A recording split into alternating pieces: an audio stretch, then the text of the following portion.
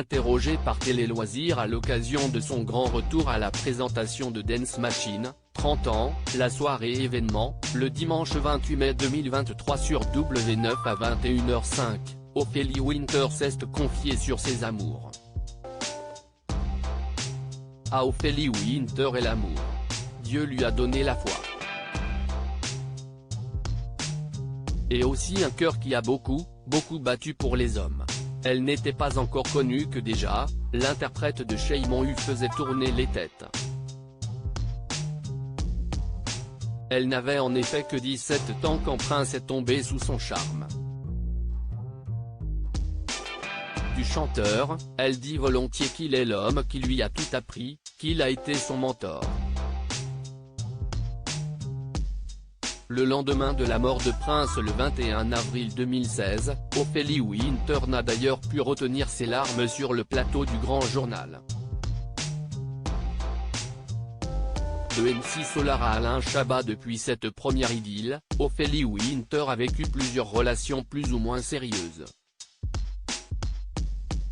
Elle a notamment formé un couple très médiatisé avec le rappeur MC Solar, entre 1995 et 2000.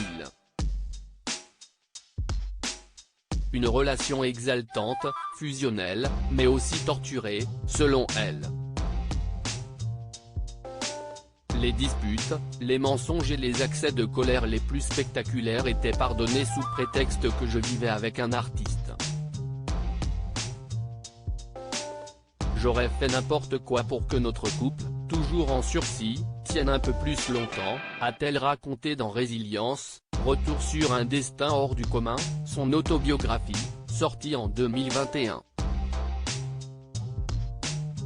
Peu de temps après sa rupture avec MC Solar, Ophélie Winter a rapidement retrouvé l'amour auprès d'Alain Chabat. Le réalisateur du cultissime Astérix et Obélix, Mission Cléopâtre et la chanteuse s'affichent régulièrement en couple sur les tapis rouges et travaillent même ensemble, car Ophélie Winter chante sur la bande originale du film RRRRRR, réalisé par son amoureux de l'époque. Hélas, leur relation prend fin au bout de 4 ans. Par la suite, la chanteuse, qui s'est récemment confiée sur l'échec de sa chirurgie réparatrice après son agression lors du terrible cambriolage dont elle a été victime, a vécu quelques histoires plus ou moins longues, mais sans jamais trouver l'homme de sa vie. Des rumeurs, encore des rumeurs. Si est peut-être pour cela que les médias n'ont parfois pas hésité à lui inventer de idylles. Ainsi, pendant le tournage du film Homme-Femme. Mode d'emploi, de Claude Lelouch, une rumeur lui a prêté une liaison avec Bernard Tapie, son partenaire à l'écran.